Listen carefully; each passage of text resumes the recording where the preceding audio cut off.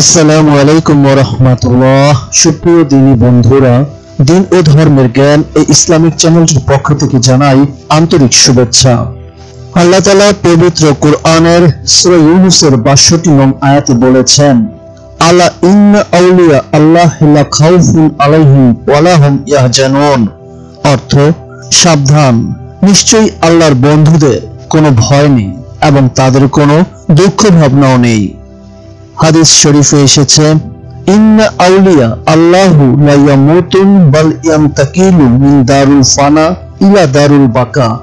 অর্থ, নিশ্চয়ই আল্লাহর বন্ধুদের কোনো মৃত্যু নেই, বরং তারা স্থানান্তরিত হয় ধ্বংসশীল ইহজগৎ হতে স্থায়ী পরজগতে। হাদিসে কুদসিতে এসেছে, ইন্না আউলিয়াই তাহতা কাবাই লা ইউরিফুম গায়রি ইল্লা আউলিয়াই। অর্থ, নিশ্চয়ই আমার বন্ধুগণ আমার জুব্বার অন্তরালে অবস্থান করেন, আমি ভিন্ন, তাদের পরিচিত সম্বন্ধে কেহই অবহিত নহে, তবে আমার অন্যান্য আউলিয়াগণ ব্যতীত। রাসূলুল্লাহ সাল্লাল্লাহু আলাইহি ওয়াসাল্লাম পৃথিবী থেকে পর্দা নেবার সাথে সাথে নবুয়তের যুগ শেষ হয়েছে। এরপর দীর্ঘ যুগ পরে শুরু হয়েছে বেলায়েতের যুগ, অর্থাৎ ওলি আউলিয়াদের মাধ্যমে আল্লাহ তাআলা ইসলাম প্রচার কার্য জারি রেখেছেন। ওলি আউলিয়াগণ আল্লাহর সুবাস, তাদের সাথে আল্লাহর মধুর রহস্যময় সম্পর্ক। কিয়ামতের মাঠে আল্লাহ পাক সকল আউলিয়াগণকে এক অনন্য মর্যাদা দান করবেন, যা পুরো মানবজাতি তা প্রত্যক্ষ করবে। প্রত্যেক জামানায় অসংখ্য ওলি আউলিয়ারা আসেন, তাদের বেশিরভাগই লোকচক্ষুর অন্তরালে থেকে যায়। কিয়ামতের আগ পর্যন্ত তাদের আবির্ভাব হতে থাকবে। চলুন জেনে আসি তেমনি এক আল্লাহর বন্ধু অর্থাৎ আল্লাহর ওলি সম্পর্কে। হযরত মুহাম্মদ সাম্মাক রাহমাতুল্লাহ আলাইহি খলিফা হারুনুর রশিদের শাসনামলের এক মহাত্যাগী তাপস। বিশেষ করে বাগ্মিতার জন্য তিনি বিশ্বখ্যাত। হযরত মারুফ কারকি রাহমাতুল্লাহ আলাইহির মতো সাধকের হৃদয়ের দুয়ার খুলে যায় তার হৃদয় স্পর্শী বক্তৃতায়। খলিফাও ছিলেন তার একান্ত ভক্ত। তিনি একবার খলিফাকে বলেন, যে কোনো বস্তুর চেয়ে ত্যাগের মাহাত্ম্য অনেক বেশি। একবার হযরত সাম্মাক রাহমাতুল্লাহ আলাইহি ভীষণ অসুস্থ। হযরত আহমদ হাওয়ারি রাহমাতুল্লাহ আলাইহি তার চিকিৎসার জন্য বিশেষভাবে সক্রিয় হন। তার প্রস্রাব পরীক্ষা করা হয় এবং তদানুযায়ী চিকিৎসার জন্য হযরত আহমদ রাহমাতুল্লাহ আলাইহির চিকিৎসকের উদ্দেশ্যে যাত্রা করেন। পথে তার সঙ্গে দেখা হয় এক শান্ত সৌম্য বৃদ্ধের। তিনি হযরত আহমদ রাহমাতুল্লাহ আলাইহির যাত্রার উদ্দেশ্য জেনে বিস্ময়ে বলেন, সুবহানাল্লাহ, আল্লাহর এক বন্ধুর সাহায্যের জন্য তুমি চলেছ আল্লাহর এক শত্রুর কাছে। আল্লাহর শত্রু বলতে তিনি চিকিৎসকের কথাই বোঝাতে চেয়েছিলেন, কেননা ওই চিকিৎসক ছিলেন অগ্নি উপাসক। বৃদ্ধ হযরত আহমদ রাহমাতুল্লাহ আলাইহিকে বললেন, তুমি সাম্মাককে বলো সে যেন ব্যাধি কবলিত স্থানটিতে হাত রেখে পাঠ করে, আউযু বিল্লাহি মিনাশ শাইতানির রাজিম ওয়া বিল হাক্কি আনজালনাহু ওয়া বিল হাক্কি নাযালা।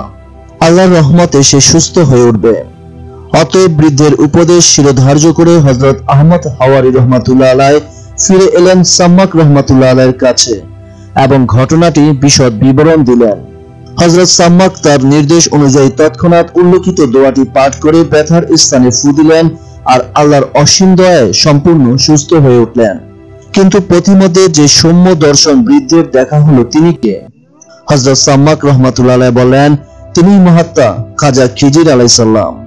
হযরত সাম্মাক রাহমাতুল্লাহ আলাইহি বলেন, তাওয়াজুর অর্থ হলো নিজেকে সবচেয়ে ছোট মনে করা। তিনি আরো বলেন, প্রাচীনকালের লোকেরা ছিলেন ওষুধ সাদৃশ্য, যার দ্বারা মানুষ রোগমুক্ত হতো, আর একালের লোকেরা বিষ তুল্য, যার দ্বারা মানুষ আরো বেশি রোগগ্রস্ত হয়।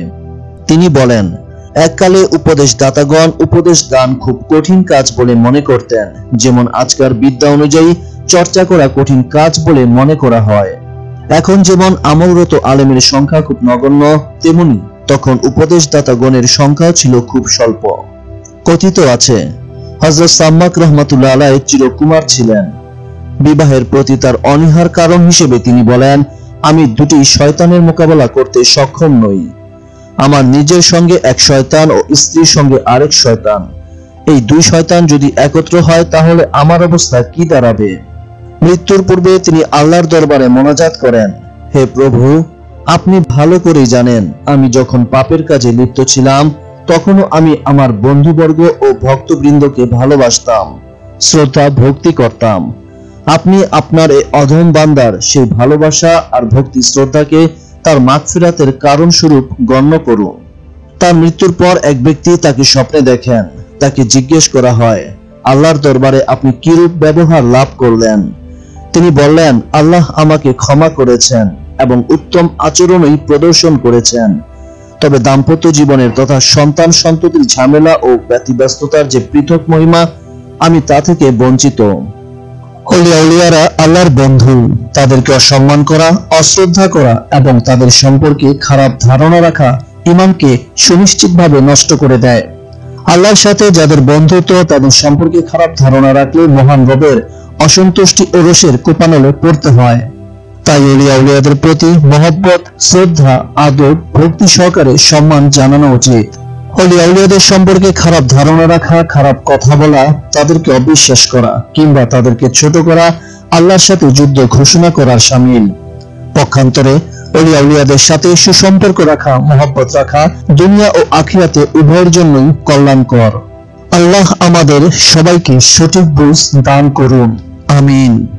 যারা আল্লাহর বন্ধুদের অর্থাৎ আউলিয়াদের ভালোবাসেন, মহব্বত করেন, শ্রদ্ধা করেন, যাদের কারণে সারা পৃথিবীব্যাপী ইসলামের আলো ছড়িয়েছে, সেসব আল্লাহ প্রেমিক মহৎ লোকদের কথা জানার জন্য, শোনার জন্য এবং তাদের মহব্বতের খাতিরে ইসলামিক চ্যানেলটির পাশে থাকুন। এই ইসলামিক চ্যানেলটির পূর্বের এবং পরবর্তী নতুন সব ভিডিওগুলো পেতে সাবস্ক্রাইব করে রাখুন। আর দ্বীনি খেদমতের উদ্দেশ্যে প্রচুর পরিমাণে শেয়ার করে অন্যান্যদের উপকার করুন। পাশাপাশি সোশ্যাল মিডিয়াতে এই ভিডিওগুলো ছড়িয়ে দিবেন, যাতে আরো কিছু মানুষ তাদের কথা জানতে ও শুনতে পারেন। যারা দ্বীন ও ধর্মকে ভালোবাসেন, আল্লাহ এবং তার রাসূল সাল্লাল্লাহু আলাইহি ওয়াসাল্লামকে মহব্বত করেন, তারা অবশ্যই এই ইসলামিক চ্যানেলটির পাশে থাকবেন। আল্লাহ হাফেজ।